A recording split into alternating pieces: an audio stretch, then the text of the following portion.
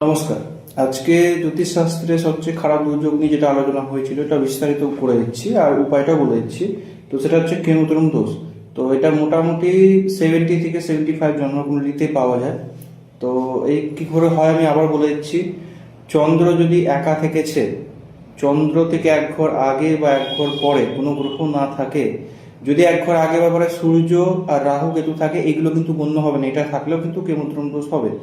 তো চন্দ্রের আগে কোনো গ্রহ, ঘরে কোনো গ্রহ না থাকে, চন্দ্রের পরে ঘরে কোনো গ্রহ না থাকে, রাহু কিন্তু সূর্য হিসাবের মধ্যে আসবে না, তাহলে এটাকে কেমুদ্রম দোষ বলে। আর চন্দ্র থেকে যদি কেন্দ্রে কোনো গ্রহ চলে আসলো, মঙ্গল, বুধ, বৃহস্পতি, শুক্র, শনি, তো এটাকে কল্পদ্রম দোষ বলে। এটাতে কেমুদ্রম দোষের কিছুটা প্রভাব কেটে যায়, খারাপ প্রভাব কেটে যায়। তো কোন কোন ঘরে এই কেমুদ্রম দোষ হলে সবচেয়ে ভয়ঙ্কর? প্রথমত যেই ঘরেই হোক না কেন ভয়ঙ্কর তো আছে। প্রথমত যদি লগ্ন ধরে নিল, তাহলে ব্যক্তিত্ব, মানসিকতা সব জায়গায় নষ্ট করে দেবে, সবসময় নেগেটিভ চিন্তা আসবে। কেমোদ্রম দোষের মেন যে সমস্যা হচ্ছে যে এটা কিন্তু সব কিছু জিনিস ছিনে নেয়। তো আমি আগেও বললাম যে ছিনার জন্য পাওয়ানো দরকার, মান সম্মান, যশ, সম্পত্তি, ভালোবাসা, দাম্পত্য, কেরিয়ার, ফাইন্যান্স, তারপর হচ্ছে স্বাস্থ্য, সব আগে পাইয়ে দিবে, কোনো পার্টিকুলার জিনিস পাওয়া হবে। লগ্ন তো হলে এই সমস্যা হবে। দ্বিতীয়ত যদি হয় তাহলে ধন সম্পদ নষ্ট হয়ে যাবে, পারিবারিক সম্পত্তি নষ্ট হয়ে যাবে, সম্পর্ক ঠিকঠাক থাকবে না। চতুর্থ ঘরে যদি এই দোষটি লেগে থাকে তাহলে মায়ের সঙ্গে মতবিরোধ হবে। অনেক সন্তানদের দেখা যায়, আমার কাছে যারা দেখাতে আসেন, যে বলে যে দাদা আমার কোনো ভুল থাকে না, তার মায়ের সঙ্গে ভুল বোঝাপড়া হয়ে যায়। তো চতুর্থ ঘরে থাকলে এই সমস্যা হবে। পঞ্চম হলে শিক্ষা বাধিত হয়ে যায়, পেটের সমস্যা হয়ে যায়, তারপরে হচ্ছে ফাইন্যান্সিয়াল লস হয়ে যায়। সপ্তমে হলে পার্টনার নিয়ে সবসময় একটা চিন্তা, দুশ্চিন্তা, নেগেটিভিটি খুব থাকে, ঝামেলা, মতবিরোধ হয়ে যায়, ভুল বোঝাবুঝি হতে থাকে, বা ব্যবসায় সমস্যা হতে থাকে। নবমে যদি হয়েছে এই দোষ, তাহলে নবমে যদি হয়েছে তাহলে ভাগ্য থেকে বিরহ, ধার্মিক কাজ করতে চাইবে না, একরকম নাস্তিক বা ভীতু টাইপের হয়ে যাবে।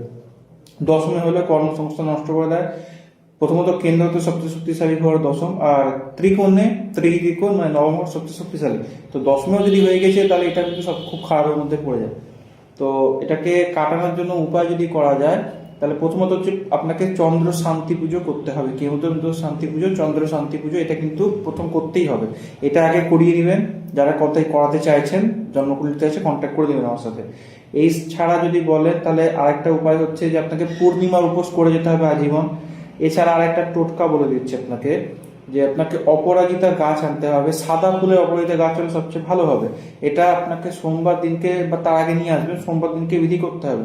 সোমবার সময় মাটি খুঁড়ে টবের মধ্যে এই অপরাজিতা গাছ আনবে সাদা ফুলের, উত্তর দিকে, বাড়ির উত্তর দিকে লাগাতে হবে। যে জন্মকুণ্ডলিতে যার আছে, সন্তানের হোক, মায়ের হোক, বাবার হোক, যার জন্মকুণ্ডলী আছে তাকেই করতে হবে নিজের হাতে।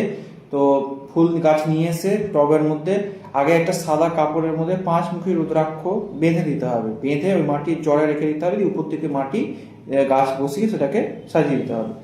এটা করার পরে প্রত্যেক সপ্তাহে সোমবার সোমবার করে জল দিতে হবে। পূর্ণিমাতে স্পেশালি দুধ আর গঙ্গা জলের মিশ্রণ দিতে হবে। এটা করতে হবে। আর প্রত্যেক দিনকে সন্ধ্যের সময় চন্দ্রর মন্ত্র, ওম শ্রাম শ্রীম শ্রম সা চন্দ্রমসে নম, এই মন্ত্র 1 মালা, 3 মালা, 7 মালা, 11 মালা নিজের সামর্থ্য মতো জপ করতে হবে। এই কটা জিনিস যদি করা গেছে তো এই কেমোদ্রম দোষ থেকে কিছুটা রেহাই পাওয়া যাবে।